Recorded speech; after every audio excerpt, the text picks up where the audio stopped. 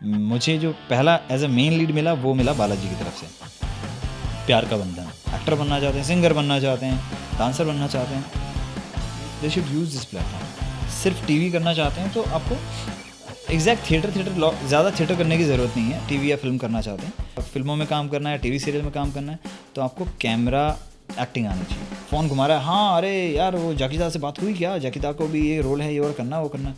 मैंने कहा यार बात तो सब हो रही है, फिल्मों में दिखाते हैं वैसे ही मेरे साथ ठगी हुई है, लिटरली ठगी हुई है। ज़ीरो भी बनना है और हीरो भी बनना है, और आपके अंदर वो घमंड नहीं होना चाहिए। तो वहाँ से मुझे समझ में आया कि यार अगर आप अच्छे इंसान बन जाओ तो आज नहीं कल आप अच्छा एक्टर बन जाओगे।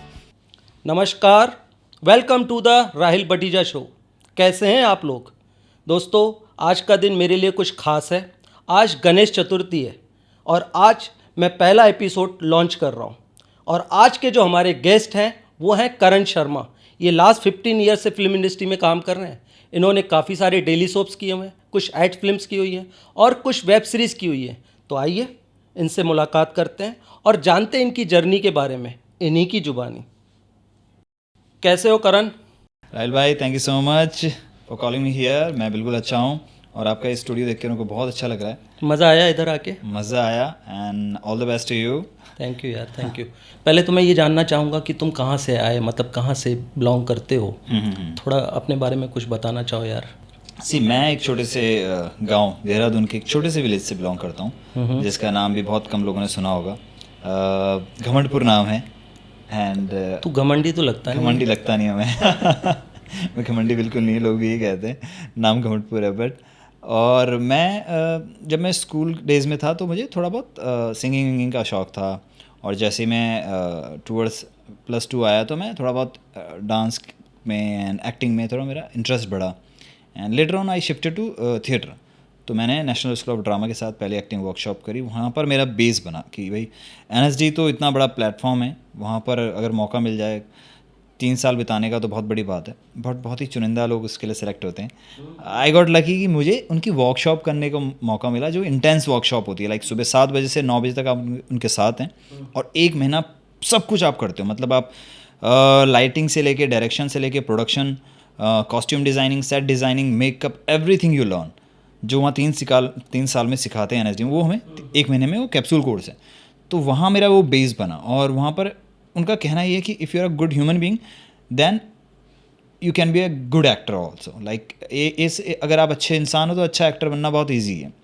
तो वहाँ पर पहले आपको अच्छा इंसान बनाते हैं। तो हम लोग झाड़ू पोछा से लेके और मेन हीरो तक का रोल मैंने थिएटर में किया है। सो जर्नी रही है कि आपको ज़ीरो भी बनना है और हीरो भी बनना है, और आपके अंदर वो घमंड नहीं होना चाहिए। तो वहाँ से मुझे समझ में आया कि यार अगर आप अच्छे इंसान बन जाओ तो आज नहीं कल आप अच्छा एक्टर बन जाओगे।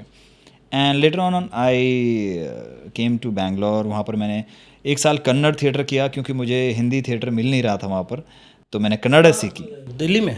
बैंगलोर में। बैंगलोर में? I was doing job also parallelly. Okay okay हाँ, ओके। सो उस वक्त मुझे कन्नड़ थिएटर एक मिला, वो भी NSD के रीजनल डायरेक्टर थे, सुरेश अनागिली। उनके साथ मैं उनके पास गया। मैंने सर मुझे हिंदी मतलब मेरी मेन लैंग्वेज हिंदी है, मुझे कन्नड़ा नहीं आती, पर मुझे थिएटर करना है। तो ई टोल्ड मी यार कि करण, मैं भी जब दिल्ली गया था NSD में तब मुझे भी हिंदी नहीं आती थी। मेरे अंदर एक चाह थी, एक आग थी, मैंने सीखा, मैंने किया। तू भी आ जा, कल से आ जा, परफॉर्म कर, सीख। तो मैंने वहाँ पर 2 महीने प्रैक्टिस करी और फिर नेशनल थिएटर फेस्टिवल में हमने पार्टिसिपेट किया। मैं बैंगलोर से दिल्ली गया, थिएटर किया। वहाँ पर मेरे दोस्त लोग मुझे देखने आए, स्टेज पे बोले यार तू क्या बोल रहा था, कुछ समझ नहीं आया, पर तेरे को स्टेज पे देखकर अच्छा लगा। तो मैं कन्नड़ प्ले कर रहा था 1 साल तक। हाँ, तो एक छोटा सा डायलॉग सुनाता हूँ जैसे आप लोगों को। अब छोटा सा रोल था मेरा और 2 कैरेक्टर मैंने प्ले किए थे उसमें। एक तो था उसमें पेड़ होते हैं, मधुबेहन्नू प्ले का नाम था, बरसात की एक रात मतलब हिंदी में। और पेड़ होते हैं, पेड़ कहानी सुना रहे होते हैं कि भाई क्या हुआ उस रात को। तो आई बिकेम वन ट्री। एक पेड़ मैं भी था।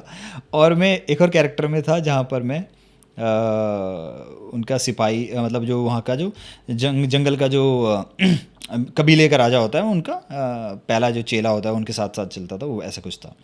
सो पेड़ वाली एक कहानी की थी। पेड़ जब पहली बारी वो एक जो वहाँ पर जंगल में एंटर करता है एक लड़का, तो उसके बोलते हैं कि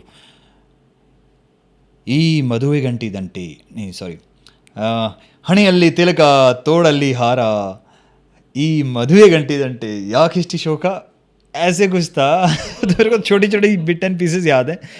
और अगर मैं बोलूँ कि मैंने ऐसे थोड़ा बस उसको किया था कि अगर हम बॉलीवुड का कोई डायलॉग मारें उसमें तो कैसा लगेगा कि लाइक दोड्डा दोड्डा देश गड़ल्ली चुक चुक मात आग तुरत, ऐसा कुछ था कि बड़े बड़े शहरों में छोटी छोटी बातें होती रहती हैं सेनोरिटा। क्या बात है, क्या बात है।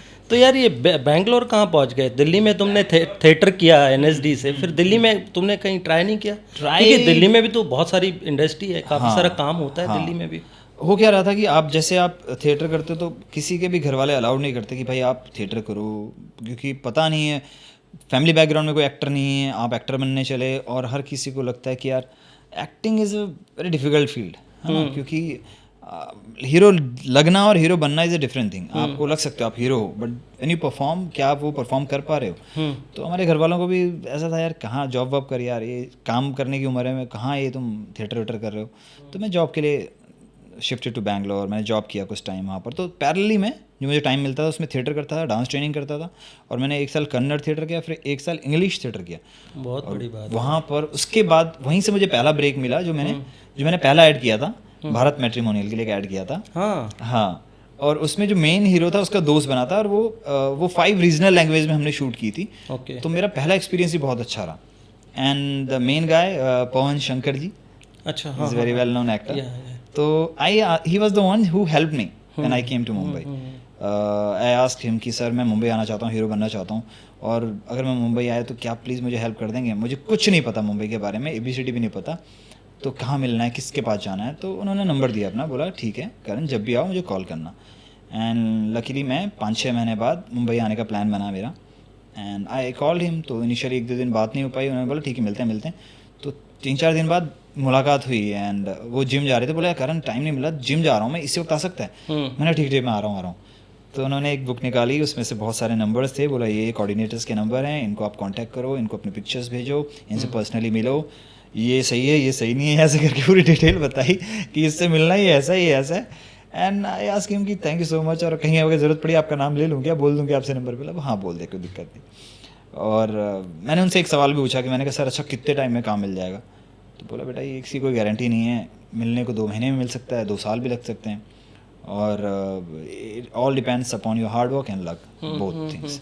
सो वहाँ से मेरी मतलब 2008 के एंड से मेरी शुरुआत हुई, जहाँ साथ में मैं पहली बार मुंबई आया था, और थोड़ा बहुत मैंने देखा, चेक किया कि मुंबई में क्या करना चाहिए नहीं करना चाहिए। देन आई रियलाइज़ कि I am not ready, then I went back, और मैंने 6-7 महीने अपने आप पे और काम किया, एडिक्शन पे काम करी।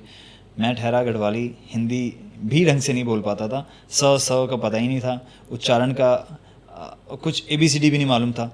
तो मैंने आलोक उल्फत सर के साथ एक एक्टिंग वर्कशॉप करी, जहाँ पर डिक्शन पे काम किया हम लोगों ने। देन यहीं मुंबई में? नहीं, वो देहरादून में थी, छोटी सी वर्कशॉप थी, 2 दिन की वर्कशॉप थी। देन ही टोल्ड मी करण तेरा सब ठीक है, तेरा डिक्शन खराब है, 0 नंबर है उसमें तेरे। एक्टिंग में ठीक है बट डिक्शन में बिल्कुल बेकार है, तो तेरे को इस पर काम करना है।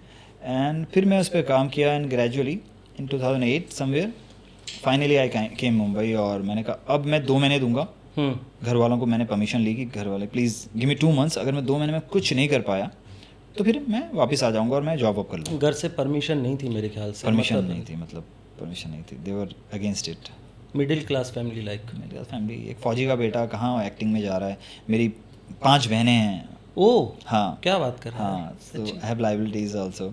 सबसे छोटे हो आप? नहीं, मैं 2nd नंबर पे हूँ, मुझसे बड़ी बहन है, फिर मैं हूँ, फिर बाकी सारी बहनें हैं, मतलब एक और भाई है मेरा, but I was the eldest one. अगर भाई के उसमें देखा जाए तो मैंने 3 बहनों की शादी करा दी थी, फिर मेरी एक और बहन की शादी होनी थी, और फिर मेरा नंबर था।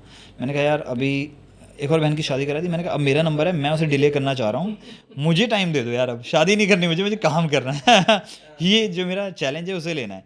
तो मैंने शादी को पोस्टपोन किया और इधर आया, एंड जो भी सेविंग की थी वो लेकर आया, और सेविंग्स तो ख़त्म हो गई कुछ टाइम में, and then real struggle started you know. तो वहाँ पे फिर 2008 समवेयर में फाइनली यहाँ लैंड किया मुंबई में। मुंबई में 2008 में आया? एंड में आया मैं। एंड में? हाँ। तो मोटा मोटा हो गया, मतलब 12-15 साल हो गए आपको? हाँ 15 साल के आसपास हो गए हैं। बाप। और मतलब 8 के एंड में आया, बट उसी वक्त वर्ल्ड क्राइसिस। तो यार बहुत लंबी जर्नी रही है आपकी। मतलब हाँ जी। शुरू में तो मुझे लगता है कि मतलब नहीं, मुझे ऐसा लगता है कि फेस तो माशाल्लाह तुम्हारा डे वन से बहुत स्मार्ट दिख रहे हो, मतलब बचपन से तुम दिखते ही होंगे, जैसे भी खूबसूरत से दिखते होंगे। हाँ। तो आते से ही काम मिल गया कि क्या बहुत सारा स्ट्रगल रहा? देखो स्ट्रगल तो रहा इनिशियली, तो मुझे बहुत रिजेक्शंस भी मिले।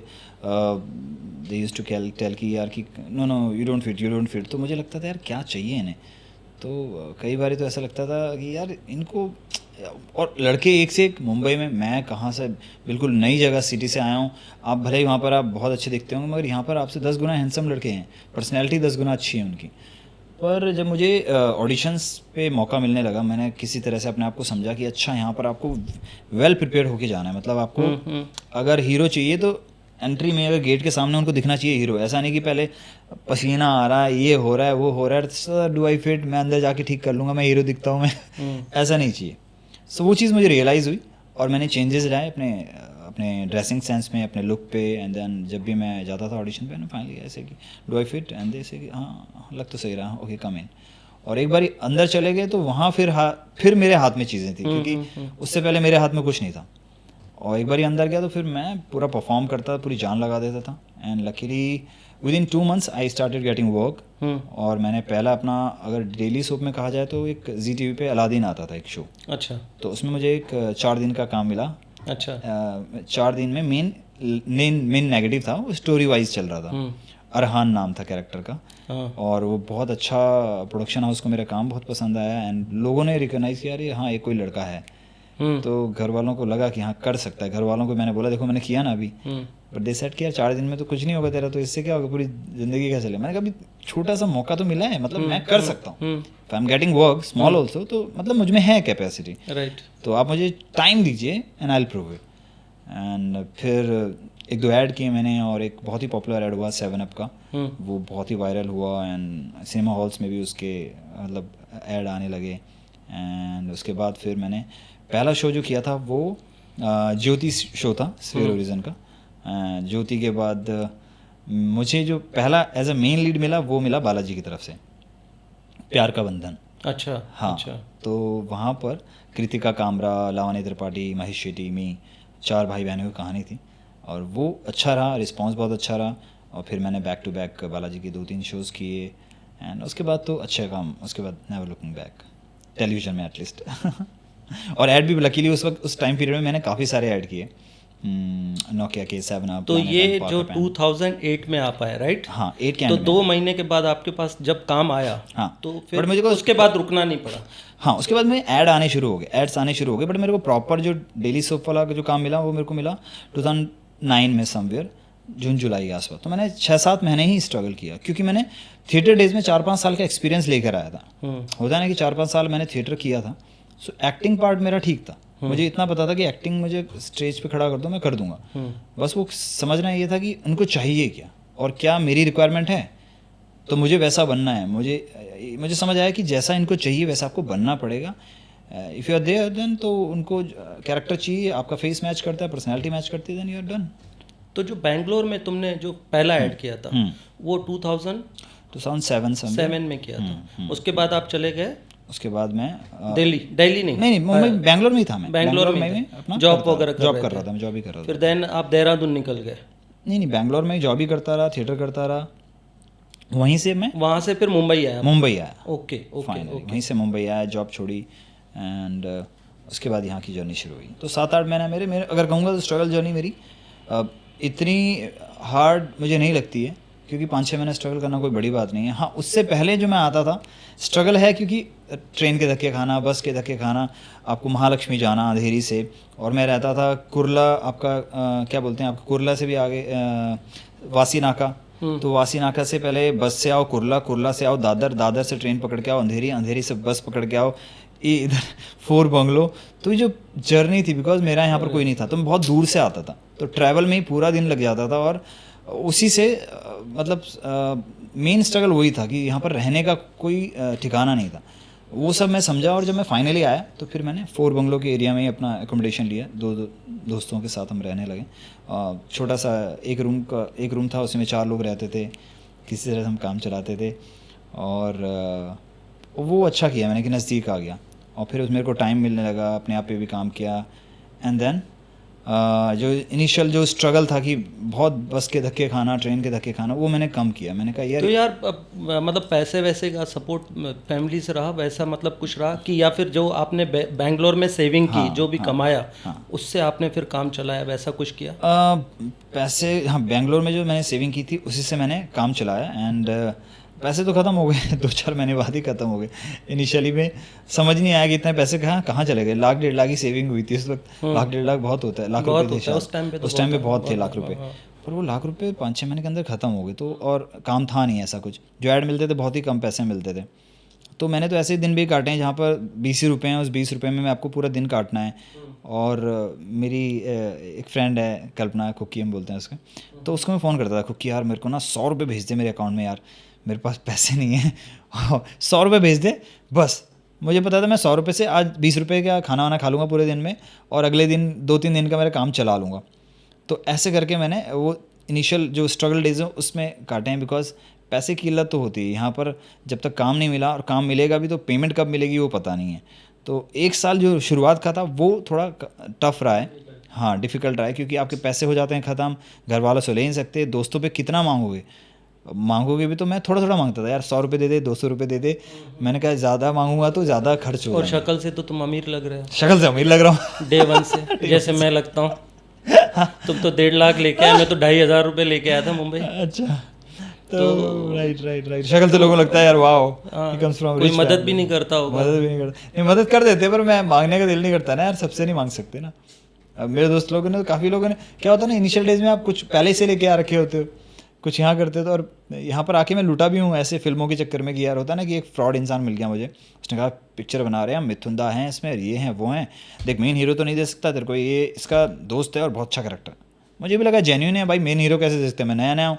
और उसने एक प्रॉपर एक बुकलेट दिखा दी मस्त, खूब सारा, उसने एक बुकलेट दिखा दी और बहुत सारे उसमें प्रॉपर फिल्म का पूरा सब कुछ पैटर्न है। स्केच आर्टिस्ट बैठा हुआ उसके ऑफिस में, फ़ोन घुमा रहा है, हाँ अरे यार वो जैकी दा से बात हुई क्या, जैकी दा को भी ये रोल है, ये और करना वो करना। मैंने कहा यार बात तो सब हो रही है, फिल्मों में दिखाते हैं वैसे ही मेरे साथ ठगी हुई है, लिटरली ठगी हुई है। और अराउंड मैंने 60,000 रुपये से पे किए।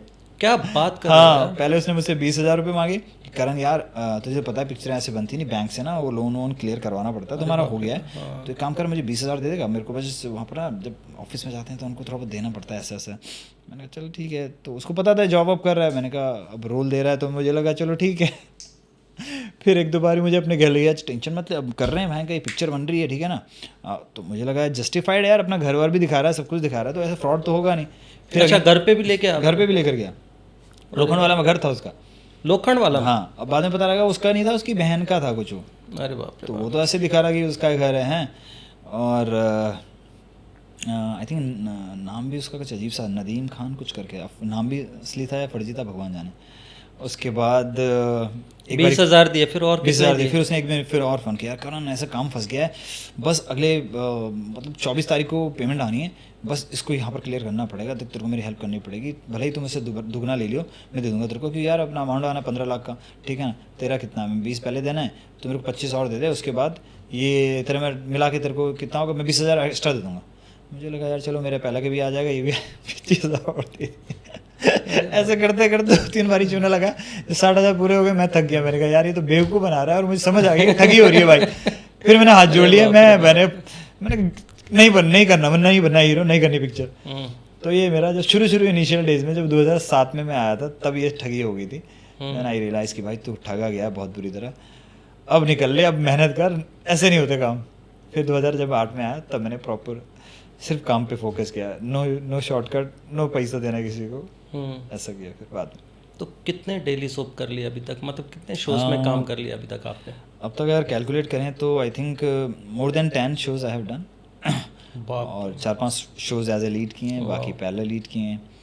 एंड लकीली सारे प्रोडक्शन हाउस के साथ अच्छे रिलेशन हैं, दे कीप कॉलिंग में कि यार करनी ये कैरेक्टर है वो कैरेक्टर है।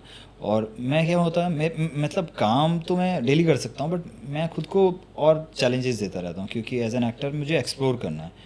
तो कभी मुझे ऐड करने होते तो उसके लिए अगेन टाइम चाहिए होता है। Most of the time when you call की करण यार डेट्स हैं, मेरे पास डेट्स नहीं रहती है। हाँ, काफ़ी बार ऐसा हुआ। यस। तो मैं खुद को मैं एक थोड़ा वो रखता हूँ कि यार मुझे फिल्म भी करनी है, तो फिल्म्स के डायरेक्टर्स के साथ मैंने काम किया है, बट उनके साथ अब तो फिल्म नहीं करी। बट आई एम हैप्पी कि चलो उनकी नज़र में हूँ, आज निकल वहाँ से मौका मिलेगा। एंड यार तुम दिखते अच्छे हो, हीरो मटेरियल हो, डांस बहुत अच्छा करते हो, मैंने तुम्हारा डांस भी देखा हुआ है। तो कभी फिल्मों के लिए ट्राई नहीं किया, फिल्म वगैरह नहीं की तुमने? फिल्मों के लिए ट्राई किया, मुझे फिल्म्स के लिए आए भी रोल, बट देन वहाँ पर क्या हो रहा है कि सीरियल में मैं एज ए हीरो हूँ और फिल्म में मुझे एज ए सपोर्टिंग भी, मतलब दोस्त अगर आप बना रहे हो तो या तो किसी बड़े आर्टिस्ट का दोस्त Second बनाओ। lead तो कम से कम दे दो सेकंड यार। लीड तो कम से कम दो। और तो वो मुझे मतलब कई नहीं हो जस्टिफाइड कैरेक्टर नहीं मिलता तो मैं नहीं करता। तब तक आप कोई कैरेक्टर या तो दे दो यार कि कैरेक्टर पान वाले का है और इसका एक खुद की एक इसकी जर्नी है, इसका इसकी सब अफेयर है, मेरे को चलेगा। बट आपने 4 दोस्त बना दिए, उसमें से एक पीछे दोस्त खड़ा है तो मुझे वो नहीं चलेगा। तो या तो एक ही दोस्त है और इसका दोस्त है, I am happy with that also. But sometime वो जो स्मार्टनेस होती है आपकी, जो गुड लुकिंग जैसे आपने कहा, तो वो घाटे में हो जाता है। बिकॉज अगर हीरो है ऑलरेडी, अब अगर फिल्म का हीरो है उसके साथ एक दूसरा लड़का और स्मार्ट खड़ा कर दिया तो वो समझ रहे हो ना आप कैसे हो जाता है, कॉम्पिटिशन वाली बात हो जाती है। तो थोड़ा सा मुझे लगता है कि फिल्मों में इसी के कारण मुझे हो नहीं पाया। हो नहीं पा रहा है। या तो मैं ही मेन लीड हूँ तो फाइन है, और एज ए मेन लीड मुझ पे पैसा कोई लगाएगा नहीं, वो मुझे पता है। तो आपने एड फिल्म्स वगैरह काफ़ी की हुई है, हाँ, और कुछ म्यूजिक वीडियोस भी किए थे आपने? म्यूज़िक वीडियोस भी करें, वो काफ़ी पॉपुलर रहे हैं। और रिसेंटली भी मैंने एक अपनी उल्का गुप्ता के साथ किया है, वो बहुत ही प्यारा म्यूज़िक वीडियो है। एंड 2-3 ऑलरेडी ऑन ईयर हैं। सो वो जर्नी तो चल ही रही है। मैं फिल्मों के लिए भी मैंने मीटिंग्स की हैं, और अभी वो स्टेज पे आ गया हूँ जहाँ पर कुछ अच्छे डायरेक्टर्स हैं, नामी डायरेक्टर्स हैं, they know me personally. Now only thing कि मेरे फेस की, मेरी पर्सनैलिटी के हिसाब से जैसे कोई कैरेक्टर आएगा they gonna consider me definitely, इतना मुझे यकीन है। तो बस मुझे तब तक यहाँ मुंबई रहना, सर्वाइव करना है, अपनी लाइफ की जर्नी में आगे बढ़ते रहना है टिल दैट टाइम। तो ये बताओ, अभी तक जितना भी कुछ आपने किया है, खुश हो उससे? आपकी लगता है कि यार कुछ और मिसिंग है, और भी कुछ करना बाकी है? नहीं नहीं, मैं भूख बहुत हाँ, खत्म हो गई कि मतलब इतना काम कर लिया अभी तो? मतलब मैं तो देख रहा हूँ हर दूसरे डेली सोप में तुम्हें देखता ही रहता हूँ। हाँ तो मेरी वाइफ भी देखती थी तुम्हारा शो। हाँ जी, हाँ जी, भाभी जी भी देखते मैं हैं, हाँ yes, yes, yes, मैंने yes। बताया था तुम्हें, मैं भी देखता रहता था। हाँ। तो अभी लगता है कि अभी और बहुत कुछ करना बाकी है, या फिर डेली सोप ही करना चाहते हो, या लाइफ में कुछ और बड़ा कुछ करना चाह रहे हो? नहीं नहीं, खाली डेली सोप तो मैं नहीं करना चाहता, इसीलिए मैं बहुत कम काम करता हूँ। आपने देखा होगा बहुत लिमिटेड काम करता हूँ, साल में एक बार ही, मतलब बीच में गैप ले लेता हूँ, 1-1 साल का मैं गैप ले लेता हूँ, क्योंकि मुझे अच्छे काम करने हैं। मतलब अगर डेली सोप भी कर रहा हूँ, अच्छा रोल करना चाहता हूँ। और फिल्म्स के लिए क्योंकि आपको टाइम देना पड़ता है, मिलना पड़ता है, मीटिंग्स करनी पड़ती हैं, और अगर कोई रोल मिल गया तो वो फिल्म शुरू होने में 4-5 महीने 6 महीने लग जाते हैं, और उसके बाद पता लगा कि वो रोल कट गया, again you are back to zero. तो वो स्ट्रगल तो चालू है, क्योंकि मुझे फिल्में तो करनी है, तो वो भूख तो आज भी उतनी है जितनी फर्स्ट डे में थी। एंड हाँ, ये है कि मैं सेटिस्फाई हूँ अपनी लाइफ से कि the way the life is going, very happy.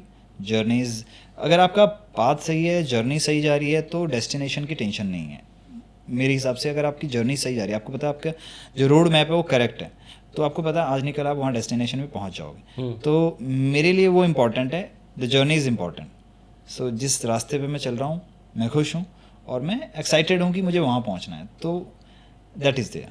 तो अभी भी बहुत कुछ पाना बाकी है, मिसिंग भी है, क्योंकि जो फर्स्ट डे वाला थॉट आया था, बनने तो मैं हीरो आया था, होता ना कि फिल्मों में हीरो बनना है ना। और यशराज के भी मैंने चक्कर काटे, करण जौहर के पास भी गया हूँ मैं, मतलब उनके पर्सनली नहीं मिला हूँ, बट उनके ऑफिस गया हूँ, यशराज के ऑफिस गया हूँ। लकीली मैंने यशराज स्टूडियो में शूट किया, करीना कपूर के opposite I was there in an ad, तो वो अच्छा उनके साथ एक ऐड किया था मैंने करीना कपूर के साथ। एड्स तो तुमने काफ़ी कर लिए काफ़ी यार, कर लिया हाँ, लकीली उससे तो तुम हैप्पी हो। हाँ। यार एक बात बताओ, डेली सोप भी किया, एड्स भी किया, म्यूज़िक वीडियो भी किया, खैर ठीक है मूवीज़ नहीं किया, सबसे अच्छा अनुभव कहाँ रहा? मतलब मज़ा कहाँ आता है काम करने में? मज़ा तो देखिए मुझे एड्स में ज़्यादा आता है, बिकॉज क्यों, पैसा ज़्यादा मिलता है क्या? पैसा भी ज़्यादा मिलता है, और एक जो फिल्म कैमरा होता है ना, उस पर देखने का मज़ा ही अलग है। मतलब खुद को लगता है हाँ ये हीरो सोलो दिखते हो, सोलो दिखते हो आप, और लाइटिंग, डायरेक्शन और उनका काम करने का पैटर्न बहुत ही अलग होता है। मतलब उसमें रियलाइज़ होता है कि हाँ ये है भाई जो आप करने आए हो। Daily soap is good, but again वहाँ पर अभी इतना वो थोड़ा सा डेली सोप वर्क पैटर्न थोड़ा सा मुझे लगता है कि गड़बड़ हो गया है, क्योंकि बहुत सारे प्रोडक्शन हाउस आ गए हैं, बहुत सारे चैनल्स आ गए हैं, तो वो क्रॉस कटिंग के चक्कर में उन्होंने बहुत सारी चीज़ों पे कॉम्प्रोमाइज़ करने लग गए हैं। आप बेसिक बेसिक सैनिटी जो होती है आपकी, बेसिक जो आपकी रिक्वायरमेंट है, तो उसमें भी क्रॉस कटिंग करने लग गए हैं। मैं एक चीज़ हमेशा नोटिस कर रहा हूँ बहुत टाइम से, कोविड के बाद आफ्टर, तो ये डेली सोप इतने चल नहीं रहे हैं जैसे पहले। कैसे एक एक शो चल रहा था 4-4 5-5 साल, कुछ कुछ शो अभी तो 3 महीना 6 महीना साल भर के अंदर बंद हो जाते हैं। तो क्या ऐसा कुछ क्रेज वगैरह कम हो गया है डेली सोप के लिए? हाँ, डेली सोप का क्रेज तो कम नहीं हुआ, पर क्या वेब सीरीज आने के कारण लोगों के पास ऑप्शंस हो गए, OTT पे शिफ्ट हो हाँ, गए हैं काफ़ी लोग। OTT पे शिफ्ट हो गए। और क्या हो गया, जब से जियो आया तो डिजिटली इंडिया बहुत एडवांस हो गया है। तो हर घर में अब तो आपके वाईफाई आ गया है। तो वाईफाई आ गया तो आपको टेंशन ही नहीं है, आप तो घर पे ही, सॉरी, अब हर घर पे वाईफाई आ गया तो आपको कोई टेंशन ही नहीं। आप टीवी देखो या आप डिजिटल प्लेटफॉर्म पे OTT पे कुछ वेब सीरीज देख लो, दोनों इक्वल हो गया। पहले डेटा बहुत कॉस्टली था तो OTT नहीं चलता था, अब डेटा इतना सस्ता हो गया कि टीवी, मेरे खुद के घर पे मेरे पास केबल कनेक्शन नहीं है, मेरे पास भी नहीं है, वाईफाई है, मेरे पास उसी भी से नहीं। सारे मैं टीवी बट हम टीवी देखते हैं, न्यूज़ चैनल्स और वो जो कोई सीरियल वगैरह या कुछ देखना होता है तो डेटा के थ्रू देखते देख हैं। रहे हैं, केबल की जरूरत ही नहीं पड़ रही। और आपको जो वेब सीरीज देखना है, शोज देखने, फिल्म देखनी है, सब आप आराम से देख कई रहे हैं। लोगों के टीवी सीरियल से घर चलते हैं यार, कई हाँ, लोगों ने घर बना लिए, बहुत वही कुछ तो मैं बना चाहता लिया। हूँ कि लोग टीवी सीरियल देखें, बट टीवी सीरियल से काफ़ी लोग कमा रहे हैं यार, अच्छा हाँ, इनकम जनरेट हाँ, कर रहे हैं, yes, yes। क्योंकि शो चल जाता है। तो अभी देखो आप अभी एक शो है ना तारक मेहता का तारक उल्टा मेहता का चश्मा, उल्टा आज तक चश्मा। बंद नहीं हुआ यार। Yes yes yes. कुछ 4000 समथिंग। ये रिश्ता क्या कहलाता, अगेन बिग एग्जांपल। तो ये तो बात तो है। अभी टीवी शोज अगर अच्छा चल जाए तो आर्टिस्ट की लाइफ थोड़ी इजी हो जाती है। एज एन हमने भी जैसे लास्ट शो किया था ससुराल सिमर का सीज़न 2, तो वो 2 साल रन हुआ था, हम चाह रहे थे और चलें, बट वो भी काफ़ी अच्छा, वो भी काफ़ी अच्छा शो था। सीजन फर्स्ट वाला भी सीजन बहुत फर्स्ट तो बहुत चला अच्छा था। तो सेकंड भी लोगों ने, अगर 1 साल से ज़्यादा एक कोई शो कोविड के बाद थोड़ी चीज़ें हाँ। चेंज हुई है। राइट। आपने भी कुछ ऐसे डिफिकल्ट फेस किए हैं कोविड में? ऐसा बहुत क्या हुआ आपके साथ, मतलब क्या उस वक्त दिमाग में चल रहा था? कोविड के टाइम पे देखिए डिफ़िकल्टीज़ तो बहुत थी, क्योंकि काम ही नहीं, एक्टर का तो जो काम होता है उसको तो सेट पे जाना है, पर आप सेट पे जा नहीं सकते, कहीं जा नहीं सकते, घर से कैसे ऑपरेट करें, कुछ हो नहीं सकता। तो कई सारे लोग तो यहाँ से चले गए मुंबई से, बिकॉज सर्वाइविंग ही नहीं हो पा रहा था। 1 साल आप कुछ काम ही नहीं है, तो जितना पैसा सेव था सब चला गया, ब्रांड पे चला गया, खाने पीने पे चला गया। तो वो डिफ़िकल्ट फेज़ था सभी आर्टिस्ट के लिए। उस वक्त सिर्फ मुझे लगता है जो गवर्नमेंट सर्वेंट्स थे उन्होंने ही थोड़ी लाइफ सही उनकी रही है, बाकी तो सबके लिए डिफ़िकल्ट फेज़ था। और उसके बाद से क्रॉस कटिंग काफ़ी हो गई इंडस्ट्री में कि यार हमारा बजट नहीं है, बिकॉज कोविड के बाद ऐसा हो गया। तो वो तो उसका इम्पैक्ट पड़ा है हमें, फाइनेंशियली बहुत उसका इम्पैक्ट पड़ा है। But now the situation is going in better direction, and अभी ठीक है, presently things are in better. उसी वक्त है ना ये OTT और वो सब, उसी वक्त OTT आ गया, तो टीवी का भी बहुत फ़ायदा मिल गया फिर हाँ, उसको। टीवी का क्रेज़ खत्म हुआ, बट मुझे लगता है टीवी की ऑडियंस अलग है। अगर अलग है, जैसे जैसे थिएटर करते हैं, प्ले करते हैं, प्ले की ऑडियंस अलग है, देन आपका फिल्मों की ऑडियंस अलग है, और वैसी OTT की ऑडियंस अलग है। तो आज भी चल रहे हैं, काफ़ी सारे चल रहे हैं, जो आज भी गांव में टीवी स्पेशल लेडीज़ लोग तो काफ़ी वो देखते हैं। देखते हैं, तो वो तो कभी ख़त्म नहीं होने वाला। हाँ, कि ऑडियंस थोड़ी कम ज़रूर हुई है। तो वेब सीरीज़ वगैरह के लिए ट्राई नहीं किया? वेब सीरीज़ के लिए ट्राई किया है मैंने, और किया भी होगा ना, रिसेंटली एक वेब सीरीज़ भी की है मैंने, वो आने वाली है। ओके। ज़्यादा डिस्क्लोज नहीं कर सकता, बिकॉज जब तक वो नियर क्या रिलीज़ नहीं होती तब तक हम लोग बता नहीं सकते, but hopefully August somewhere they saying कि आएगी, तो I am just waiting for that. बताना यार, हम हाँ, भी जैसे देखेंगे। रिलीज़ होगी डेफिनेटली अनाउंस। हाँ जी। और क्या है फैमिली में, मतलब जैसे अभी शादी वादी कर ली कि नहीं? शादी होगी, रिसेंटली मेरी शादी हुई है। क्या बात कर रहे हो? हाँ जी, रिसेंटली। कब किया यार शादी? 30 मार्च को मैंने शादी की, एंड द गर्ल इज़ पूजा सिंह, वो भी एक्टर हैं। हाँ, और काफ़ी सारे शोज़ किए उन्होंने, दिया और बाती हम में काफ़ी पॉपुलर कैरेक्टर था उनका। हाँ, इमली करके हैं, मैंने तो कभी देखा नहीं है उनका शो, बट बिकॉज मैं खुद ही शूट कर रहा होता हूँ, हाँ, और मतलब इंडस्ट्री में रहकर भी हम कभी मिले नहीं एक दूसरे से, हाँ। तो ये बड़ा अजीब लव मैरिज, अरेंज मैरिज है, इट्स एन अरेंज मैरिज। कैसे मुलाकात हुई यार, कैसे थोड़ा बताओगे अपने बारे में कुछ? शादी अभी अभी की है तुमने? हाँ, मेरे से काफ़ी लड़कियां तुम्हारे बारे में पूछती थी यार, करण हमको पसंद है यार, कभी मिलवा दो। काफ़ी लड़कियां मेरे से बोलती रहती थी यार, तुम्हारा Sorry girls, कौन सा missed था the ना वो chance. ससुराल सिमर का, सिमर का, हाँ, वो हाँ, सब देखते रहते थे काफ़ी लोग। हाँ। मैंने भी तुम्हें बताई थी, तो 3-4 लड़कियां शायद से पसंद नहीं आई, तो ये पूजा पसंद आ गई फाइनली। पूजा पसंद आ गई फाइनली, क्योंकि हम हम दोनों का नेचर बिहेवियर मतलब होता ना एक नहीं तो अरेंज कैसे यार वो भी फिल्म इंडस्ट्री से, आप भी सेम फील्ड से, लव होगा ना यार? नहीं झूठ तो नहीं बोल रहे हो, अरेंज कैसे होगा वो? अरेंज मैरिज है बिकॉज मेरा एक दोस्त है तुषार, हाँ। और वो उसका भी उसने एक शो किया था उसके साथ शक्ति, उसमें उसका बेटा बना था पूजा का। अच्छा। एंड तो हम दोनों का वो कॉमन फ्रेंड था। एंड मतलब ऐसे ही एक दिन हम लोग बात कर तो रहे थे। पूजा इतनी मतलब इतनी एजेड है इतनी क्या? aged मतलब नहीं है। 10 साल 10 ईयर प्लस ले लिया कि माइनस क्या है? नहीं मुझसे छोटी है, बहुत छोटी है, मतलब इन तो जनरल। बेटा बना था यार, मैं समझा नहीं यार। आजकल लीव लेने के बाद बेटा बन जाता है, यंग यंग लड़के बेटे बन जाते हैं। माँ भी यंग होती है, मतलब माँ उल्टा माँ छोटी होती है, बेटे ज़्यादा उम्र के होते हैं। ये गड़बड़ है यार, सीरियल में कुछ का कुछ। हाँ, सिर में कुछ का कुछ हो जाता है।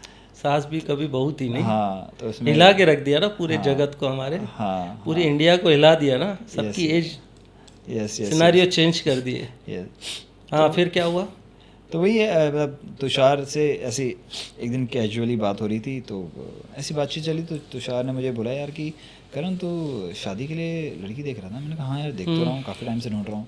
मैंने 20-25 मतलब लड़कियों के रिश्ते भी आ चुके हैं, देख लिया, कुंडली मिलाई, नहीं मिल रही, ये सब हो रहा है, कहीं वाइब नहीं मिल रही, कहीं कुछ नहीं हो रहा है।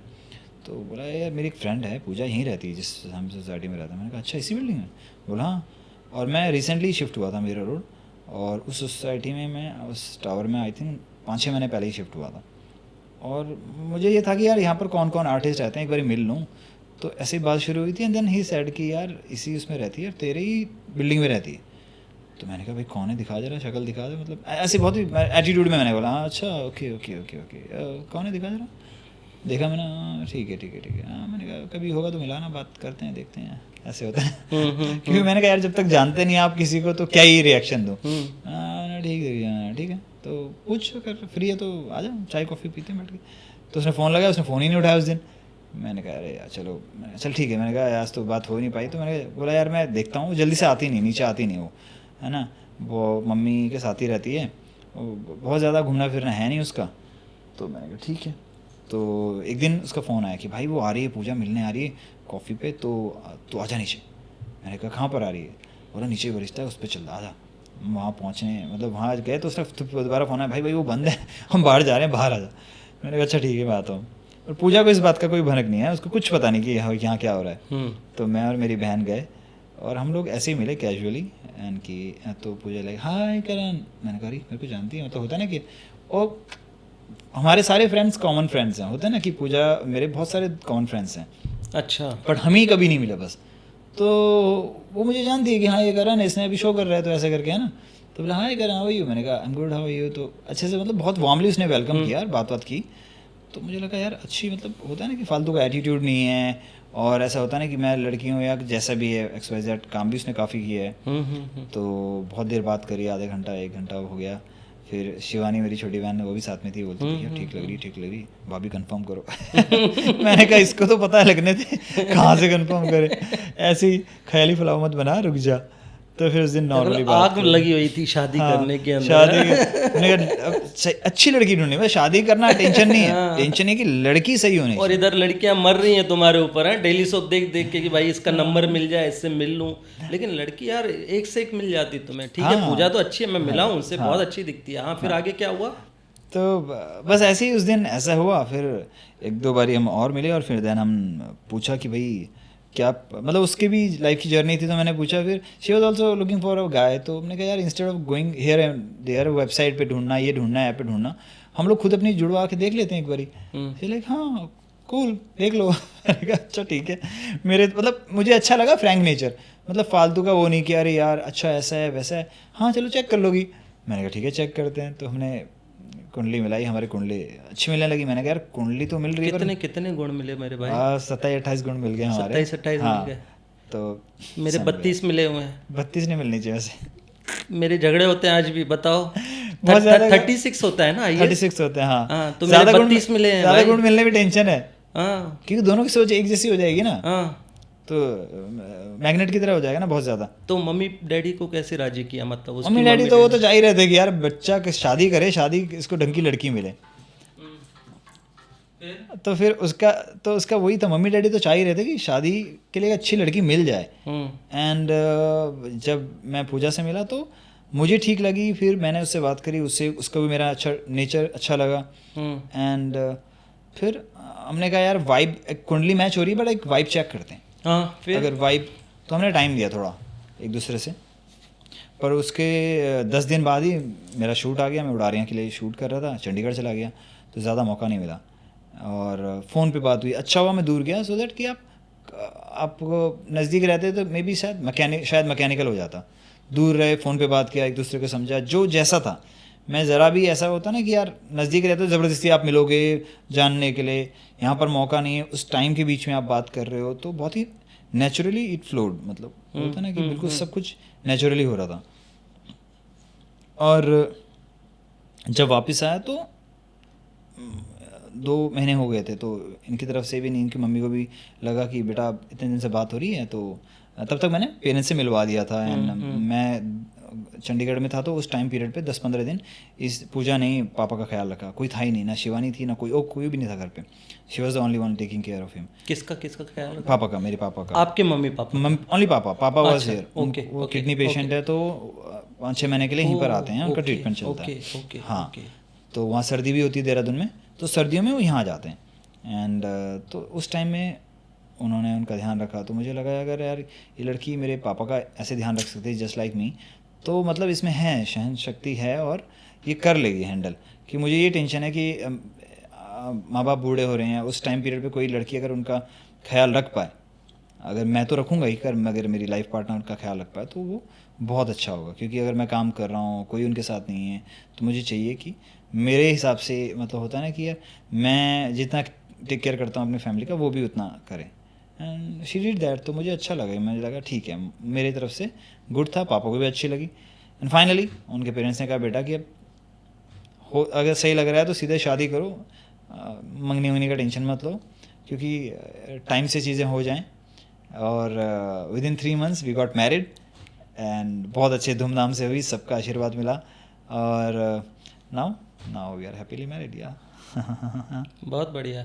मुझे बुलाया था तूने शादी आपको बुलाया था, आप पहुंचे नहीं। लेकिन यार मैं भुलक्कड़ आदमी हूँ, थोड़ा भूल जाता हूँ चीज़ों को। बिजी एक्सट्रीमली सॉरी, हाँ। बट अभी बुलाना अभी, और कुछ Yes, खुशखबरी yes. रहेगी ना, घर और पे आगे आएगी तो फिर बुला लेना। आप वैसे ही आना यार घर पे। तो मुझे यार एक बात बताओ, अपन बैक टू वहीं जाते हैं जहाँ से हमने स्टार्ट किया था। कि एक बात बताओ, जैसे आपने डेली सोप पकड़ा, ठीक है, फर्स्ट टाइम आपने डेली सोप पकड़ा, या फिर जो आपका फर्स्ट शो था जो कि लीड था, तो काफ़ी बड़े बड़े एक्टर्स के साथ में आपने काम किया होगा, राइट? बहुत सारे बड़े बड़े एक्टर्स रहे होंगे। तो उस टाइम पे आपने उन लोगों को फर्स्ट टाइम कैसे फेस किया? क्योंकि यार नर्वसनेस तो होता है ऑन सेट, जब आप फ्रेशर्स रहते हो, तो मुझे वो थोड़ा जानना है यार।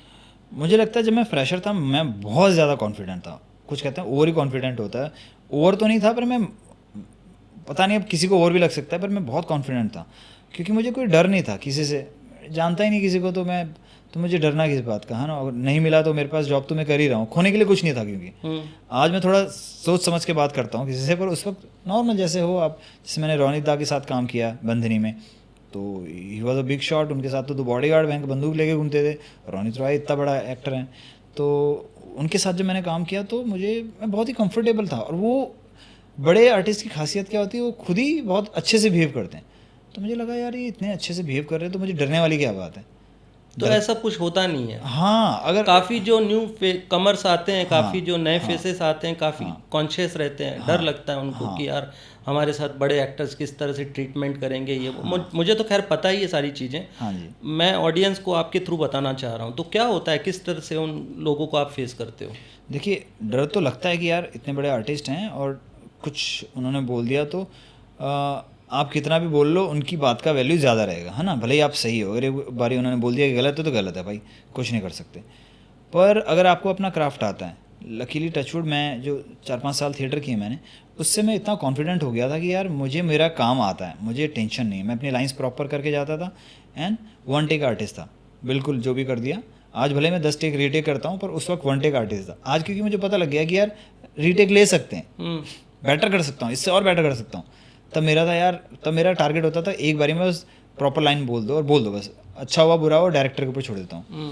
पर आज मेरा होता है, मुझे खुद से फील होता है कि यार सर मैं यहाँ पर बेटर कर सकता हूँ, तो मैं रुक जाता हूँ।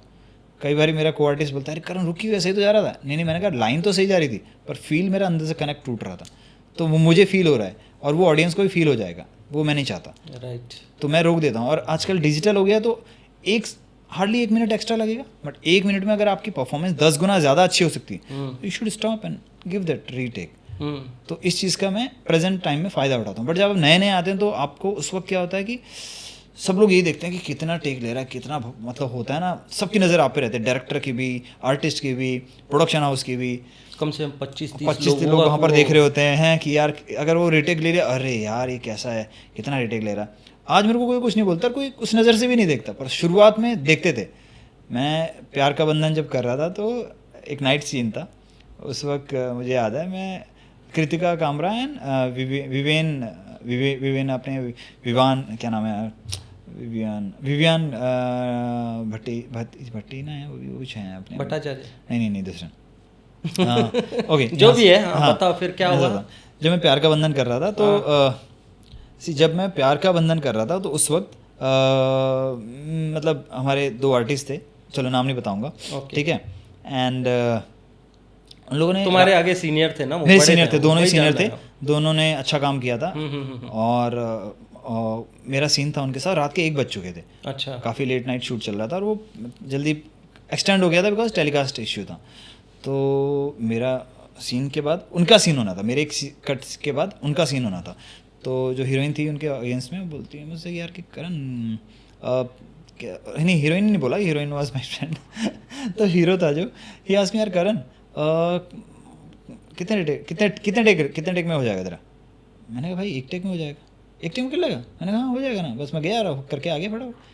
एंड लिटरली मैं गया, मैंने डायरेक्टर ने मेरे को पूरा समझाया, करें यहाँ से आना, यहाँ पर, क्योंकि लंबा सीन था, वो 2 पेज का सीन था और पूरा मोमेंट उन्होंने समझाया, यहाँ से आना, यहाँ पर ऐसा करना, ऐसा करना। मैं ठीक है, यहाँ पर हम कट कर लेंगे, उसके बाद मैंने सर पूरा ले लीजिए, मेरे को कोई टेंशन नहीं। अच्छा पूरा कर सकते हैं? मैंने हाँ कर सकते हैं। और मैंने 1 गो में पूरा सीन कर दिया। एंड डायरेक्टर से लेके जो वहाँ का स्टाफ भी था, आपके स्पॉट बॉय, वो बोलते हैं सर क्या परफॉर्मेंस किया आपने, 1 टेक कर दिया, मतलब वेरी गुड। तो वो जो अगर आपको स्पॉट बॉय भी तारीफ कर रहा है तो अच्छा लगता है कि यार डायरेक्टर तो चलो खुश हैं ही, है ना, बट एक जो आम आदमी है वो भी आपकी परफॉर्मेंस से खुश है, तो उससे कॉन्फिडेंस बढ़ता है। अगर ऐसा होता है इनिशियल डेज में और फिर कोई सीनियर आर्टिस्ट आपके सामने आ जाए तो आप कॉन्फिडेंट रहते हो कि आपको पता है कि आपने अच्छा काम, अब काम आता है। अब अगर गड़बड़ होगी भी तो आपको इतना डरने की ज़रूरत नहीं, ही विल अंडरस्टैंड कि अच्छा मेरी वजह से। और जो सीनियर आर्टिस्ट होते हैं वो थोड़ा बहुत समझते हैं कि यार नया लड़का है, तो थोड़ा बहुत वो थोड़ा उसमें वो होगा, झिझक होगी या थोड़ा डर होगा, तो वो आपको नॉर्मली, अच्छा आर्टिस्ट होंगे तो आपको कभी ऐसे दबाने की कोशिश नहीं करते, वो आपको हेल्प ही करते हैं जनरली, मैंने देखा। तो मतलब अभी तक की जितनी भी जर्नी रही, हाँ। उसमें ज़्यादा स्ट्रगल रहा नहीं आपकी जर्नी में? स्ट्रगल इन द सेंस कि एक बार मैं फील्ड में आ गया तो मुझे स्ट्रगल नहीं रहता, क्योंकि वहाँ मैं कैरेक्टर में उतर जाता हूँ। अगर जैसे मैंने पूनम ढिल्लोन जी के साथ काम किया है, अच्छा। She played my mother in एक नई पहचान। तो एक नई पहचान में Krystle was established artist, Krystle D'Souza, Suraj Thapar was playing my father, Poonam Dhillon वो इतनी बड़ी कलाकार हैं, सुपरस्टार रही हैं, तो she was playing my mother, तो सारे इस्टेब्लिश थे, मैं ही थोड़ा बहुत नया था और मैं हीरो था उस शो का। तो मुझे लगा यार सारे तो इस्टेब्लिश्ड हैं और सबकी, और हीरो को परफॉर्म करना बहुत ज़रूरी है, और वो रोम कॉम थी थोड़ी सी। पर लकीली मैंने, Poonam ji was so nice to me, और बहुत ही आराम से, वो कहीं गड़बड़ हो भी जाती तो मुझे हेल्प करती, करण इसको ऐसे करते हैं। मैंने कहा ठीक है मैम। तो मैंने देखा सीनियर आर्टिस्ट होते हैं जो भी, वो थोड़ा आपको, दे आर वेरी पोलाइट, उन्होंने जर्नी देखी होती है लाइफ की, सपोर्ट करते हैं, सपोर्ट मतलब, करते हैं। करते तो हैं। इक्का दुक्का कोई आपको कोई खड़ूस मिल गया तो बात अलग है, generally they are very good. तो ये बताओ यार, मेरे को मेरी ऑडियंस के लिए जानना चाह रहा था ये मैं, कि यार रियल में जैसे ऑन कैमरा और थिएटर, इसमें क्या डिफरेंस है? रियल में जो न्यू बच्चे आ रहे हैं उनके लिए ये चीज़ें समझना ज़रूरी है, उनके लिए मैं जानना चाह रहा हूँ, कुछ उनके लिए बता दो। देखिए, अगर आप, मेरा मानना तो ये है कि अगर आप सिर्फ टीवी करना चाहते हैं तो आपको एग्जैक्ट थिएटर ज़्यादा थिएटर करने की ज़रूरत नहीं है। टीवी या फिल्म करना चाहते हैं, theatre initial days to overcome your fear you can go, और एक स्टेज फेयर होता है वो हटाने के लिए आप जा सकते हो। पर आप ज़्यादा थिएटर करोगे तो लाउड थोड़ा होने के चांसेस हैं कि आप बहुत लाउड करने लग जाओ एक्टिंग, वो ज़रूरी नहीं है। आपको फिल्मों में काम करना है, टीवी सीरियल में काम करना है, तो आपको कैमरा एक्टिंग आनी चाहिए। हाँ, कैमरे के साथ कैसे आपको प्ले करना है, आप जब कैमरे से बात करते हो तो आप कैसे दिखते हो, आप अगर एक्सप्रेशन ऐसे देते हो तो उसका क्या रिएक्शन होता है, ऐसे देखते हो तो उसका क्या रिएक्शन होता है, वो क्या इंडिकेट कर रहा है, उसकी आपको नॉलेज होनी चाहिए। और वो आजकल तो सबके पास फ़ोन हो गए हैं, उसमें इतने अच्छे कैमरास हैं, तो आप घर पे प्रैक्टिस कर सकते हो कि मैं अगर ऐसा रिएक्शन एक लुक यहाँ से ऐसे दूंगा तो क्या इंडिकेट हो रहा है इससे, क्या अगर मैं घूर रहा हूँ किसी को तो ऐसे घूरूँ क्या, मिरर के आगे, मिरर नहीं, कैमरे के आगे, कैमरे के आगे, फ़ोन में लगा लो, फ़ोन में लगा 3-4 रिएक्शन अपने देखो। ओके। हाँ, क्या मैं घूरना है तो ऐसे घूरना है क्या मेरे को, या खाली ऐसे एक बार देख लिया ऐसे सटल वे में और उतने में डर जाएगा क्या। तो आप कितनी इंटेंसिटी आप अपने आंखों से प्रोजेक्ट कर सकते हो, ये कैमरा एक्टिंग है। और थिएटर में होता है लाउड ऐसा करके, मतलब आपको बॉडी लैंग्वेज भी दिखानी पड़ती है कि यार अगर गुस्सा हो तो बॉडी से भी पूरा गुस्सा दिखाना पड़ेगा। फिल्म और सीरियल्स में आपको फिल्मों में और सटल होता है, सीरियल में थोड़ा सा लाउड चाहिए होता है, बिकॉज थोड़ा सा कर सकते हो आप सीरियल में, बट फिल्मों में बहुत ही सटल, बिकॉज बहुत बड़ी स्क्रीन है, बिग स्क्रीन है, तो इतना सा भी करो बहुत दिखता है। सीरियल में बिकॉज स्मॉल स्क्रीन है, टीवी इतना ही बड़ा होता है, इतना बड़ा होता है ज़्यादा, तो आप थोड़ा लाउड करने के चांसेस हैं, कर सकते हो आप। फिल्मों में बहुत ही सटल, इसलिए बोलते हैं बिल्कुल सटल एक्टिंग चाहिए। तो ये डिफरेंस मुझे समझ आया कि मैंने कहा यार फिल्म कर रहा हूँ तो कुछ भी आप कुछ करो ही मत, फ्लैट फेस, बस बात कर रहे हो ऐसी, आपका फेस बिल्कुल फ्लैट है, कोई एक्सप्रेशन नहीं चाहिए। सीरियल में थोड़ा देने पड़ेंगे, ओ हाँ अच्छा ऐसा है वो, क्योंकि वो ऑडियंस वो छोटा है थोड़ा सा, उसमें थोड़ा सा कर सकते हो। थिएटर में अगेन आपको कि ऑडियंस आप बहुत दूर खड़े हो तो थोड़ा लाउड करना पड़ेगा, बिकॉज लाइव देख रही है, और पीछे वाले को नहीं तो आपके एक्सप्रेशन दिखेंगे नहीं, हैंड मूवमेंट और जेस्चर और वॉइस से ही आप प्रोजेक्ट कर सकते हो। तो ये 3 डिफरेंस है, लाइक फिल्मों में, सीरियल में और थिएटर में, 3 अलग अलग मीडियम है, तीनों में अलग अलग एक्टिंग होती है। और एक और जगह है जहाँ ऐड है, वहाँ भी एक अलग एक्टिंग चाहिए मुझे लगता है। 4 मीडियम में डिफरेंट एक्टिंग, आपको डिफरेंट तरीके से परफॉर्म करना आना चाहिए। तो ये बताओ यार, ये जो NSD में जो आप सीख के वर्कशॉप ली थी आप, वर्कशॉप ली राइट? थी, okay। कितने टाइम के लिए लिया था? 1 महीने की थी, और लाइक 1 महीने में मतलब अब लगा लिए 1 घंटे में हमने ऑलमोस्ट 1 महीने में इतना पा लिया, तो उनको लगता है कि बहुत कुछ दे दिया उन्होंने। बहुत कुछ दिया है। उन्होंने कहा था करण अगर यही चीज़ आप बस घर में प्रैक्टिस करो, यही चीज़ हम 3 साल में सिखाते हैं, यही चीज़ आपको घर में प्रैक्टिस करो। 1 मिनट रोकना चाहूँगा। हाँ। 1 मिनट। हाँ। मैं ये पूछना चाह रहा हूँ, जैसे कि जो न्यू कमर्स हैं हमारे, जो बच्चे हैं, काफ़ी लोगों को वहाँ एडमिशन नहीं होता है, कुछ एजुकेशन मांगते हैं, कुछ सिलेक्शन होता है, कुछ लॉटरी सिस्टम प्रोसेस टाइप होता है कि इसका होगा उसका नहीं होगा। मुझे ज़्यादा आइडिया नहीं है उसके बारे में, तो मैं सिर्फ अपने नॉलेज के लिए, अपनी ऑडियंस के नॉलेज के लिए पूछना चाह रहा हूँ। तो ये 1 मंथ का जो वर्कशॉप होता है, कोई भी कर सकता है? इस वर्कशॉप को कोई भी कर सकता है, और NSD क्या करती है, अलग अलग जगह जाती हैं, मीन्स रीजनल प्लेसेस में जाती हैं, क्योंकि उनका एक थिएटर का एक पैटर्न है कि वो पूरे मतलब भारत में जितने भी प्लेसेस हैं उनका वहाँ का जो कल्चर है, वहाँ के जो आर्ट है उसको और एनहेंस करे, तो वो अलग अलग जगह पे वर्कशॉप्स कराती हैं। अच्छा। तो हाँ जी, आपकी मुंबई में भी होती होंगी, आप अगर आसाम में भी होती हैं, गुजरात में भी होती हैं, तो बस आपको नज़र रखनी है कि वहाँ के जो रीजनल NSD के सेंटर्स हैं उनसे कनेक्ट रहना है कि सर कब यहाँ की वर्कशॉप्स हो रही हैं, हमें बताना प्लीज़। और आप अगर कर लो तो वो 1 महीने की इंटेंस वर्कशॉप इतनी अच्छी, इतनी प्यारी है, क्योंकि आपको सब कुछ सिखाया जाता है। अच्छा। मतलब आपको सेट डिज़ाइनिंग भी सिखाया जा रहा है, आपको प्रोडक्शन कैसे होता है वो सिखाया जा रहा है, डायरेक्शन कैसे होता है वो सिखाया जा रहा है, आपको मतलब चाय बनानी भी सीखनी है तो झाड़ू पोछा भी सीखना है, और आपको अपना परफॉर्मेंस भी देना है। और देन हमने प्ले भी किया, 15 दिन प्ले की प्रैक्टिस होती है, देन फाइनल में प्ले किया जाता है, जो आपका प्ले होता है। तो वो 1 महीना की जो जर्नी है वो बहुत ही ब्यूटीफुल है, और वहाँ से as an actor, as a human आप बहुत ग्रूम हो जाओगे। अगर मौका मिले तो आपको करना चाहिए, करना चाहिए। 100%। तो वो मतलब सारे स्टूडेंट्स को लेते हैं कि उसमें भी उसमें भी सिलेक्शन होता है, उसमें भी ऑडिशन होते हैं, क्योंकि ऐसे तो बहुत है, लिमिटेड सीट होती हैं, 20, 25, 30, depends upon the area, place कहाँ पर हो रही हैं।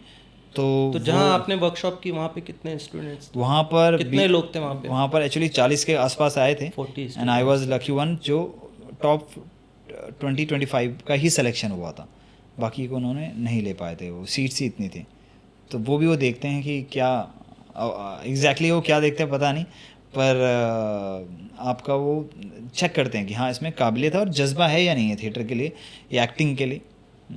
अगर है तो फिर वो सेलेक्ट मानना पड़ेगा, आपने 1 महीने में इतनी सारी चीज़ें हासिल की और वहीं से आपका पूरा फायदा हुआ ना, वहीं से कह सकते हैं एक बेस बन गया, बेस बन गया। फिर मैंने आगे भी थिएटर किया, आगे भी मैंने किया, फिर डिक्शन का भी डिक्शन पे काम किया, फिर मैंने इंग्लिश एक्टिंग वर्कशॉप ली, फिर एडवांस वर्कशॉप ली मैंने रतन ठाकुर ग्रांट के साथ बैंगलोर में। अच्छा। वहाँ पर अगेन मैंने बेसिक एक्टिंग कोर्स किया, एडवांस एक्टिंग कोर्स किया। तो क्या हुआ, ग्रेजुअली जो वर्कशॉप आप करते हो उस पहला अगर बेस स्ट्रांग है तो फिर आप उस पर कुछ भी और नई चीज़ें डालोगे तो आपको समझना ईजी हो जाता है। क्योंकि आप जब फर्स्ट टाइम करोगे एनएसडी की वर्कशॉप तो उसमें कई बार आपको समझ नहीं आएगी चीज़ें उन्होंने यहाँ पर क्यों कराई है। अगर वो बोल रहे हैं एक बॉल से खिला रहे हैं तो समझ नहीं आएगा बॉल से थिएटर का क्या लेना देना। हाँ, वॉक करा रहे हैं तो वॉक का हमारा थिएटर से क्या लेना देना, मुझे तो एक्टिंग करनी है, ऐसा जनरली लगता है हमें।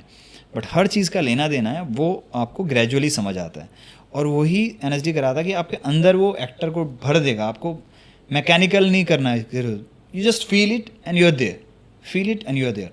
आपको इमोशन, अगर आपको रोना आ रहा है तो अंदर से रोना आएगा, आपको एक्टिंग करने की ज़रूरत नहीं। तो वो वहाँ पर आपको इनबिल्ड कर देते हैं ऐसी वर्कशॉप में।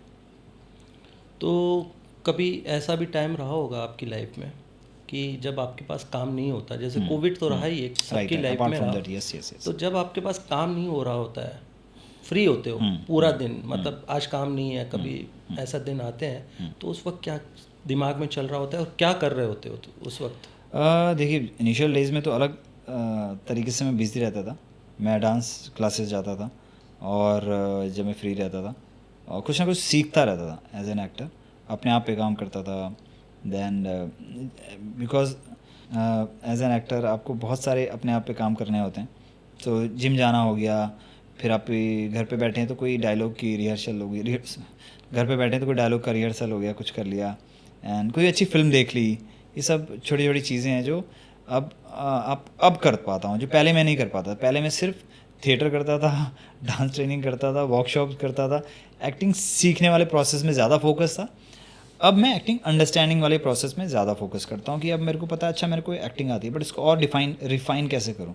तो कोई फिल्म देख ली, उनको देखा कि अच्छा इन्होंने ये परफॉर्मेंस ऐसे दी है, क्या मैं यहाँ पर होता तो मैं कैसे करता।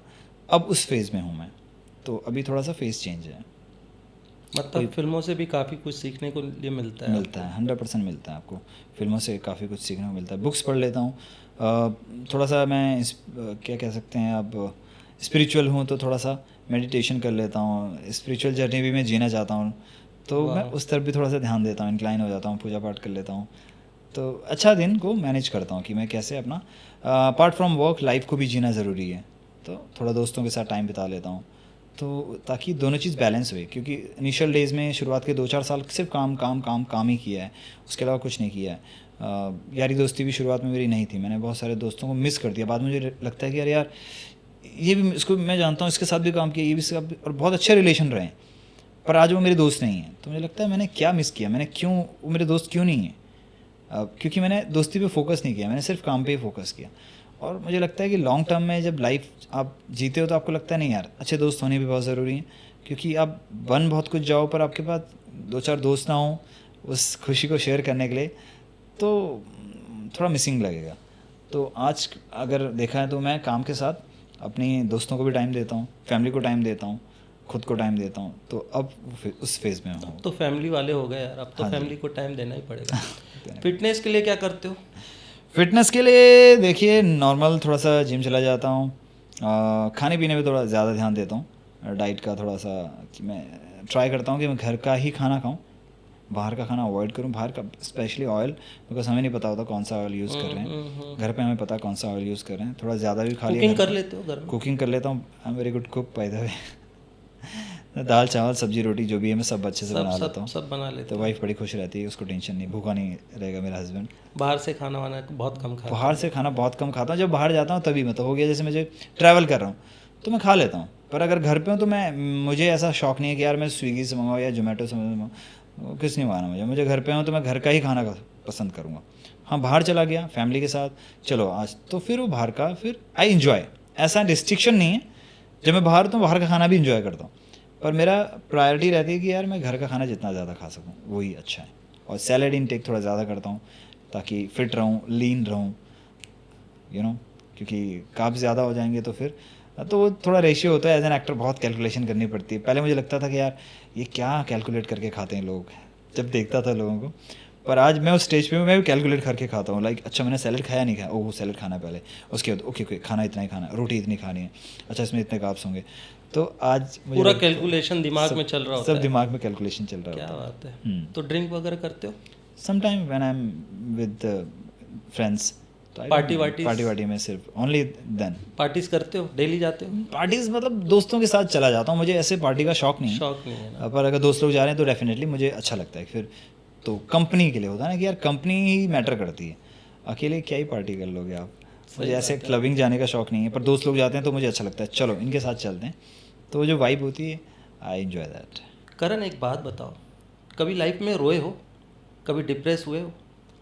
क्योंकि सफलता तो तुम्हारी लाइफ में हमेशा रही, पैसा तो तुमने खूब कमाया, कुछ ऐसा भी टाइम रहा होगा लाइफ में जब तुमने मुश्किलों का सामना किया होगा, तो कोई तो अनुभव रहा होगा लाइफ का कि यार जब डिप्रेस हुए होंगे, तो कुछ अगर बताना चाहो तो, ये पर्सनल सवाल है, अगर आप बताना चाहें तो प्लीज़। हाँ देखिए, मुझे लगता है लाइफ, जितना भी मैंने लाइफ जी है, इस एक्सपीरियंस से एक चीज़ तो मुझे समझ आई है कि लाइफ ऐसे जो आप देखते हैं ना ECG का जो चलता है ऐसे अप एंड डाउन वही है। तो अब जाती है फिर नीचे आती, फिर अब जाती फिर नीचे आती है। और पैसा कमाना इज़ अ डिफरेंट थिंग, और एक अच्छी लाइफ जीना इज़ अ डिफरेंट थिंग। क्योंकि पैसा कमाया जा सकता है मेहनत करके, जो भी है आप XYZ। अच्छी लाइफ तभी जी जा सकती है जब आप इधर मेंटली स्ट्रांग हैं और हैप्पी हैं। सो मेरी लाइफ में भी ऐसा फेज़ आया जहाँ पर मैं बहुत ज़्यादा डिप्रेस्ड हो गया था, सैड हो गया था, लाइफ से समझ ही नहीं आ रहा था लाइफ में क्या हो रहा है, क्यों हो रहा है। एंड मुझे लगता है कि वो टाइम ने मुझे बहुत कुछ सिखाया है, और उसके बाद मैं जब वहाँ से बाहर निकला हूँ तो मैं बहुत स्ट्रांग बाहर निकला हूँ। और बस ये है कि जब भी आप पे, मेरा ये मानना है कि जब भी ऐसा कोई सिचुएशन आए तो आपको माइंड में बस ये थॉट याद रखना है कि समय जो है वो हमेशा एक जैसा नहीं रहता है, जैसा हमने सुना है, और वो सही सुना है, क्योंकि life changes, time changes. Film industry में यार मैंने काफ़ी लोग डिप्रेस देखे हैं। हाँ। क्योंकि कईयों के पास काम नहीं होता है, कईयों के पास फेम नहीं होता है, कईयों के पास पैसा नहीं होता है, कोई तो 40+ हो चुके हैं बेचारों की शादी नहीं हुई है। तो कुछ तो रहा होगा तुम्हारी लाइफ में भी। हाँ, ऐसा लग रहा है, तुम बताना नहीं चाहते हो, अलग बात है। नहीं देखो, लाइफ में फेज़ आया था, सबको पता है, मुझे जो जानते हैं पर्सनली उनको पता है कि क्या फेज़ है, मैं किसकी फेज़ की बात करना चाह रहा हूँ। तो वो फेज़ था, और मुझे लगता है कि उस वक्त मुझे जो सपोर्ट मिला, because I was spiritually incline. तो अगर आप स्पिरिचुअली एक्टिव हो और आपका बिलीव सिस्टम स्ट्रांग है तो आप किसी भी मुसीबत से निकल जाओगे, मेरा ये मानना है।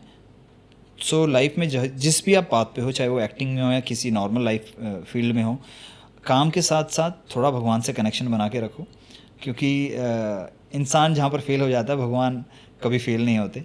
So believe on God and keep moving. बुरा भी हो रहा है तो ये याद रखो कि ये भी अभी एक समय है, ये निकल जाएगा। बस आपको पेशेंसली ऊपर वाले पे भरोसा रखना है और अपना कर्म सही करना है। If you are doing right तो आपके साथ अच्छा ही होगा। आज थोड़ा लेट हो रहा है, बट उसका भी कोई रीज़न है। हो सकता है आपको एक सीख सिखाने के लिए भगवान ने ऐसा किया है। तो आप ऐसा जो आपको लेसन जो मिल रहा है वो आप जितना जल्दी सीख लो उतना जल्दी आप उससे आउट हो जाओगे। तो अगर आपको ऐसा कोई फेज़ आ रहा है जहाँ पर आपके पास कुछ नहीं है, आपको लग रहा है यार सब कुछ छीन गया है, but if you are healthy, जो कहते हैं ना, अगर आप शरीर से हेल्दी हो, 2 वक्त की रोटी मिल रही है, खाना मिल रहा है, 2 पैसे हैं जेब में अभी भी, ऐसा नहीं कि बिल्कुल ही हो गए फ़कीर हो गए हो, या आपकी फैमिली है who is supporting you, it means God is with you, he is there, he is helping you somewhere. You just need to understand कि भाई सबसे इंपॉर्टेंट चीज़ हेल्थ होती है, उससे ज़्यादा इंपॉर्टेंट कुछ नहीं होता। क्योंकि एंड ऑफ द डे कितना भी पैसा कमा लो, हम सबको यहाँ से चले जाना है। आज से 100 साल बाद करण यहाँ नहीं रहेगा, 100 क्या 50-60 साल बाद ही नहीं रहेगा शायद, है ना। तो 100 ईयर का हो जाएगा, तो मैं तो यहाँ रहूँगा ही नहीं। तो मैं इतना मेहनत किसके लिए कर रहा हूँ, इतना प्रेशर किसके लिए ले रहा हूँ, जब मैं यहाँ रहूँगा ही नहीं, है ना। इतना ही प्रेशर लो जिसमें आप जी सको, हैप्पी रह सको। सब कुछ चला गया, कोई बात नहीं, हेल्थ तो है, दोबारा मेहनत करेंगे, दोबारा आ जाएगा। तो पैसा हमेशा दोबारा कमाया जा सकता है। तो पैसा कभी भी चला जाए उसके लिए डिप्रेशन नहीं लेना। रिलेशनशिप, माँ बाप को और भाई बहनों को छोड़ के जो मेन रिलेशनशिप हैं, वो अगर कभी गड़बड़े होते हैं तो वहाँ पर आपको टेंशन लेने की ज़रूरत है कि वहाँ फ्रिक्शंस नहीं आने चाहिए। आपकी वाइफ है, गर्लफ्रेंड है, वहाँ थोड़ा आप ले सकते हो, बिकॉज वो आपके क्लोज हैं। आपके दोस्त चले जाएं तो कोई बात नहीं, उनको आज नहीं कल समझाया जा सकता है, वो मनाया जा सकता है या आपने अच्छा काम किया तो खुद से ही वापस आ जाएंगे। ऐसा भी होता है कि यार दोस्त लोग तो वो समझ जाते हैं, नहीं तो आपको उनके लिए कुछ ऐसा टेंशन लेने की ज़रूरत नहीं है। और पैसे के लिए तो कभी मैं टेंशन नहीं लेता। मैंने ऐसा फेस देखा जब बिल्कुल पैसे नहीं थे, बहुत कमाया, फिर सब कुछ चला गया, फिर वापस बिल्ड किया कि यार सब कुछ चला गया, वापस दोबारा से मेहनत करनी। मतलब मेरे पास ऐसा फेज़ आ गया था कि जब मैंने इतना काम किया, back to back lead role कर रहा हूँ, सब कर रहा हूँ, फिर उसके बाद 4 साल मैंने कुछ काम ही नहीं किया है। पर मैं किसी को बता नहीं सकता मैंने 4 साल काम नहीं किया। I can't show publicly I am not working. ये इंडस्ट्री ऐसा है, उसको लगेगा काम नहीं कर रहा तो काम ही नहीं देगी। तो मुझे जो भी काम मिला, छोटा मोटा कुछ भी करता रहा। पैसे नहीं दे रहे थे, मैंने कोई बात नहीं, पैसे मत दो, मुझे काम चाहिए, मुझे जस्ट दिखना है, स्क्रीन पे दिखना है। ऐसा ना लगे लोगों के पास इसके पास काम ही नहीं है, क्योंकि यहाँ पर जिसके पास काम नहीं उसको काम ही नहीं देते लोग। जिसके पास काम है उसका भरपूर काम है। तो ये फॉर्मूला मैं समझ गया कि यार आपको जब डाउन फेज है तो जो भी मिले करते रहो, बस आप अपने लक्ष्य की ओर बढ़ते रहो, थोड़ा थोड़ा थोड़ा थोड़ा। और जिस दिन स्टार आपके साथ होंगे, ऊपर वाले की कृपा हो जाएगी, उस दिन वो थोड़ा थोड़ा जो आपको एक ही झटके में वहाँ पहुँचा देगा, आपकी सारी मेहनत कामयाब हो जाएगी। सो डिप्रेशन को ज़्यादा सीरियसली नहीं लेने का और ऊपर वाले पे भरोसा करके आगे बढ़ने का, ये मेरा फॉर्मूला है। डिजिटल में कितना इन्वॉल्व रहते हो, मतलब इन सब चीज़ों के लिए कुछ करते हो आप? पहले हमें दर बदर भटकना पड़ता था अपना परफॉर्मेंस दिखाने के लिए। आज डिजिटली आपके इंस्टाग्राम है, यूट्यूब है, फेसबुक है, आप अगर परफॉर्म कर सकते हो, अपना एक्ट करो, शोकेस करो। किसी को अगर समझ आ गया तो दे आर कॉलिंग यू। कितने सारे लोग पॉपुलर हो रहे हैं। और एज एन एक्टर अब हम लोगों ने इतना काम कर लिया है कि हम उस स्टेज पे नहीं जा सकते। बट जो लोग न्यू कमर हैं उनको डेफिनेटली इसको यूज़ करना चाहिए और इसका फ़ायदा उठाना चाहिए। मुझे तो ये लगता है उठा ही रहे हैं यार, उठा ही रहे हैं। बहुत लोग सक्सेस हुए हैं, बहुत लोगों ने अपना नाम, पैसा, फेम सब कुछ बनाया। हाँ, मतलब मुझे लगता है अगर खुदा ना खास्ता कल को मुझे कुछ नहीं भी मिला काम, मैं तो भी आ ही रहा हूँ डिजिटल। आप भी डिजिटल पे आ रहे हो। क्या तो करें? अच्छी बात है, कुछ ना कुछ तो सारी ऑडियंस अब डिजिटल पे। कुछ तो सबका चलना ही चाहिए। Yes yes yes yes. तो ये डायरेक्टली ऑडियंस से कनेक्ट करने का एक जरिया है। आपको किसी के थ्रू नहीं जाने का। अगर आप कुछ छोटी फिल्म भी बनाते हो, आपको लगता है आप में टैलेंट है, एक छोटी फिल्म बनाओ, फ़ोन से रिकॉर्ड करो, छोटा मोटा म्यूजिक यूट्यूब पे फ्री है, खुद ही एडिट करके डालो। अगर आप में कैपेसिटी है और लोगों पे, अगर लोगों ने पसंद कर लिया तो आप सुपरस्टार ऐसे ही बन जाओगे। आपको थिएटर तक जाने की ज़रूरत नहीं है। अभी इतना बढ़िया प्लेटफॉर्म है यूट्यूब या इंस्टाग्राम कि आपको स्टार्स बना रहे हैं। तो ये न्यू जनरेशन, और आप लगता है this is the best time, I think this is the best time for new generation. तो जो लोग भी अभी काम करना चाहते हैं, एक्टर बनना चाहते हैं, सिंगर बनना चाहते हैं, डांसर बनना चाहते हैं, they should use this platform. यार करण बहुत अच्छा बंदा है यार तू। सीरियसली मुझे जितनी तूने आज बातें बताई है मुझे नहीं पता थी, बट मैंने कभी बैठ के तेरे साथ इतनी सारी बातें भी नहीं की हम लोगों ने। तेरी पर्सनल लाइफ के बारे में थोड़ा बहुत मैं जानता हूँ, या बट तू दिल का बहुत अच्छा आदमी है, राजा आदमी है।